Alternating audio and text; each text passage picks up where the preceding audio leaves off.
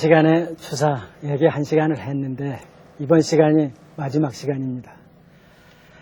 주사가 이제 청나라에 갔던 얘기까지 했는데 그래서 주사가 청나라에 갔을 때 주사가 24살 때였어요. 그래서 주사도 역시 그때도 자제군관으로 갑니다. 그 주사가 이제 그 큰 집의 양자로 갔었거든요. 그러니까 생부가 있겠죠. 본래 본생가의 아버지. 이 본생가의 아버지가 호조 참판으로 동지부사가 됐어요. 근데 그 해에 마침 주사가 이제 생원시에 합격을 했기 때문에 주사를 자제군관으로 데리고 중국을 갑니다. 근데 주사는 이미 그 이전에 20전후 해가지고 워낙 천재로 소문이 나서 중국에까지 그 이름이 다 알려져 있었어요.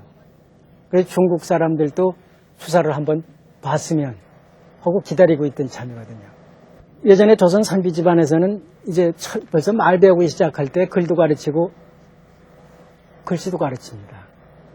글씨도 가르치는데 3살 때 그 붙잡고 글씨를 이렇게 쓰는데 아주 야무지게 잘 쓰더라는 거예요. 그래서 그 아버지가 이제 잘 쓰나 못 쓰나 보려고 뒤에 가서 무심히 쓰고 있는 붓을 확 채니까 붙잡고 따라 올렸더라는 거예요.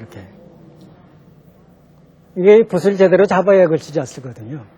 이렇게 하고 이게 글씨는 못 쓴단 말이죠. 그래서 명필될 걸 알았다는 거예요. 근데 이제 6살 때 벌써 박제가가 지나다 보고 전 시간에 얘기한 그 박제가가 지나다 보고 입춘날 입춘첩을 써붙이죠, 대문에. 예전에 이제 애들 글씨 자랑하느라고 애들 보고 시켰습니다. 주사 벌써 6살 때 쓰게 했는데 지나다 보고는 내가 가르치겠다 그랬다는 거예요. 그리고는 7살 때 입춘첩을 다시 썼는데 그때 우의정 지내던 최재공이라는 이가 방파가 달라요. 그래서 서로 내왕을 안 하는 사람인데 지나다가 그걸 보고는 주인을 찾으니까 그 생부가 나갔죠. 나가니까 이건 누가 쓴 거냐. 그러니까 제 자식놈이 썼습니다. 아이고 각하가 웬일로 저희 집에 다 오십니까? 그러니까 어쨌든 오셨으니까 들어오시라고. 그러니까 이 애를 붙잡게 하지 마시오. 만약 붓을 잡으면 천하명필이 될 텐데 그러면 명도가 기구해질 거예요. 그렇대 문장으로 세상의 이름을 날리면 크게 현달할 테니 붓을 잡게 하지 말라고 그랬다는 거예요. 근데 타고났는데 붓을 안 잡을 리가 있습니까? 그리고 문장으로 크게 소문난들 지금 주사처럼 소문날 리가 있겠어요? 이게 하늘이 낸 거는 어쩔 도리가 없는 겁니다. 그래서 주사는 어렸을 때부터 벌써 참품으로 타고난 거예요. 타고나서 이 주사가 이제 그동안에 박제가한테도 배우고 또 가학으로 의뢰 배우는 거니까 가학으로 배워서 먼저 봤던 것처럼 그 월성이의 그 아드님이었던 김희주 주사의 할아버지 조부한테 배워서 주사 기본체는 이제 틀은 갖췄어요. 갖췄는데 그런 주사가 이제 그러니까 진경문화를 이끌던 그 기본교육은 집안에서 다 배웠고 신식교육은 교육인 성조 고정학에 대한 교육은 박제가한테 벌써 10세 전후에서부터 배웠단 말이에요. 이래가지고 이제 20 전후 했을 땐 벌써 학문과 예술로 천하의 소문이 나 있어요. 그런 주사가 중국을 가니까 중국 그 청년 학자들이 주사가 지금 사신행차를 따라온다고 그런다. 근데 주사는 그 천하의 명사들하고 사귀기를 희망해가지고 늘 중국을 부러워해서 이 동국에서는 우리나라에서는 사귈 만한 친구가 없다고 할 정도다. 그러니까 지금 사신 따라왔다니까 한번 우리가 사귀어보자. 주사는 그래서 마음에 맞는 친구가 있기만 하다면 그 위에서 한번 죽기라도 하련만 하고 그런 시를 짓기도 했단다.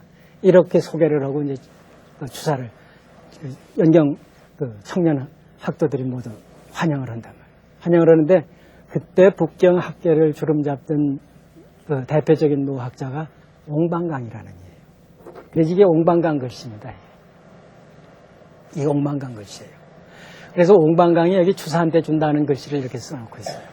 이거는 지금 예서체로 써놨지만은 옹방강 글씨가 아주 점잖고 납작납작하고 그래요. 그게 흡사 그 정조 글씨 풍하고 비슷해서 이게 우리나라나 중국이나 당시 시대 정신이라는 것을 알 수가 있단 말이죠. 이런 글씨를 쓰고 있었어요. 그래서 여기서 이제 그 주사가 가가지고는 이제 주사의 포부는 그 쪼무레기 학자들, 동년대 학자들 만나는 거 아니거든요. 중국의 대학자를 만나고 싶었지. 그런데 그때 중국의 이제 장년 학자로는 완원이라는 분이 있고, 노년학죠. 완원은 그 당시에 이제 주사가 가서, 동지사가 가면 한 해를 지내니까 거기서 한 살을 더 먹는 거예요. 한 살 더 먹고 나서 47이 되고 주사는 25이 됐을 텐데, 옹방강은 78세가 돼요. 78세의 극노인이었단 말이에요. 그러니까 노대학자가 외국에서 온 그 애송이 25살밖에 안 된 애송이를 만나려고 그러겠습니까? 잘 안 만나려고 그러지. 근데 주사 소문이 대단하니까 한번 불러오라고 그랬던가 봐요. 그래서 정월 스무 아랫날 묘시에 오너라. 묘시라면 새벽 5시에서 7시 사이에요.